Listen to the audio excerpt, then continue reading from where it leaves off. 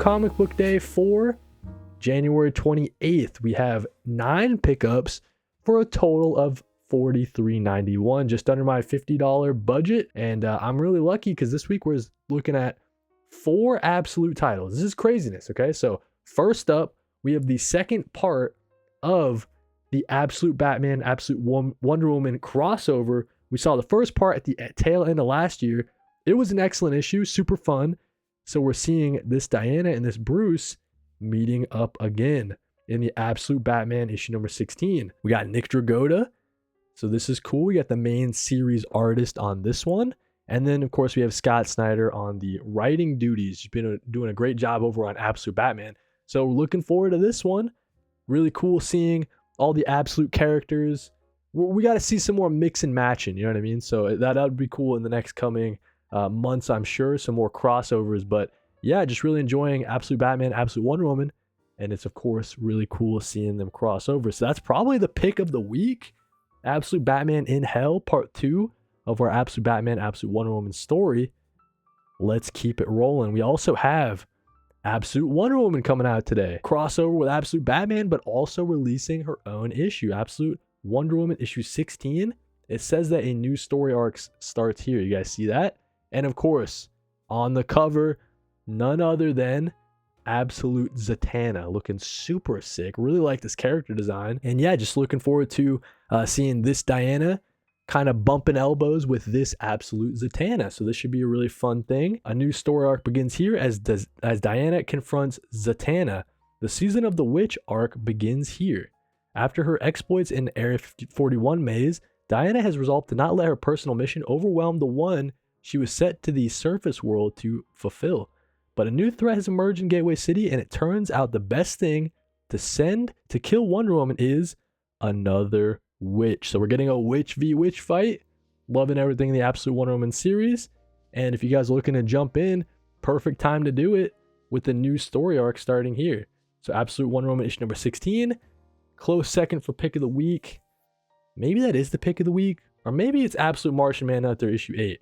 We see here the solicit. It just says, a hunt for the White Martian. We know that the White Martian has taken residence in John Jones, our main character, in his kid, man. So the White Martian, evil, has taken possession of John Jones, our main character's kid, it seems like. That was like a couple issues ago.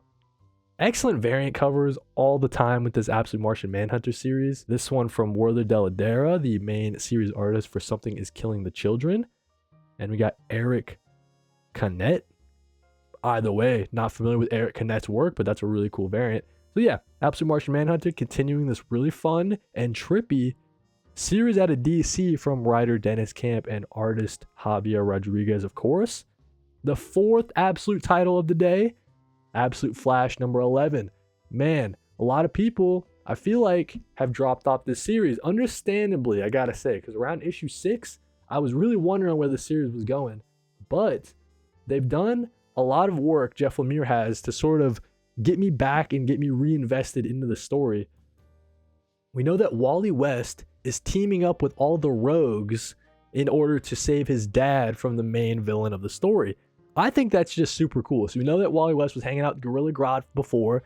Their connection is probably my favorite part of this Absolute Flash series. But just the switch up of, you know, the rogues not being the most evil villains in the world. Like, they have their own sort of backstories, and it's kind of you know, you understand what they're going through. My dog's going crazy. Hold on. Let's talk about Superman 34. So we still know that they're doing the DCKO tie-in stuff. I've been liking all these Superman DCKO tie-ins though.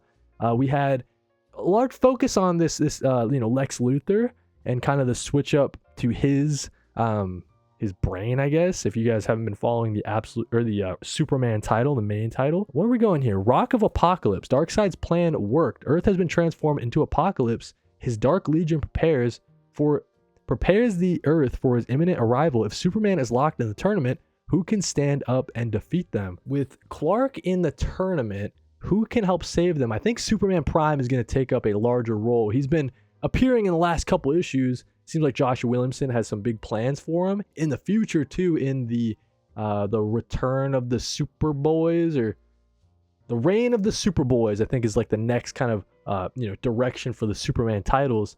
So yeah, Superman 34, just another DCKO tie-in. Hard to say what's going to be included just yet. I'm sure it'll be Superboy Prime and Lois Lane trying to stop. They've been going on a little side quest at the same time that Clark is in the tournament himself. Let's keep it going though. So yeah, Superman, that's some good stuff there. Let's talk about Justice League Unlimited issue 15, another DCKO tie-in. This is part of the Terrific 10 little story arc that they've been going on. So essentially, it's been Mr. Terrific has put together a team of time-displaced superheroes because they're kind of expendable. He's saying there's not really an opportunity for you to go back to your timeline, quite possibly, but you want to stick it out with me, go on this mission down into hell, and let's get down and dirty on the Terrific 10. So that's been the kind of direction for the last couple Justice League Unlimited issues, and I think it's been pretty solid. It's got Mora on the art. Was Mora on the art for the last one? Crazy. Dan Mora is still putting out so much content over at DC. Let me just back it up. Yeah, Dan Mora. I think Dan Mora has been on for the entire Terrific 10, maybe?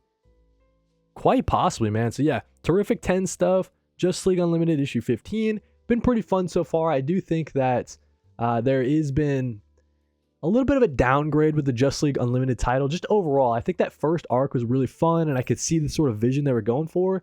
Then you get tied in with all these events and stuff like that. So hopefully after DCKO, they can get back to the original sort of direction for the series. Just the Justice League going on different teams, split up into different groups, and we get some different appearances of new, people that don't get a lot of shine, right? So very much like the show, right? So that's kind of the direction they were going for initially. Kind of drifted away from it, but hopefully they can get back to that. Justice League Unlimited number 15. Now we get into the indie comics. Not so many indie comics this week. We've only got 3.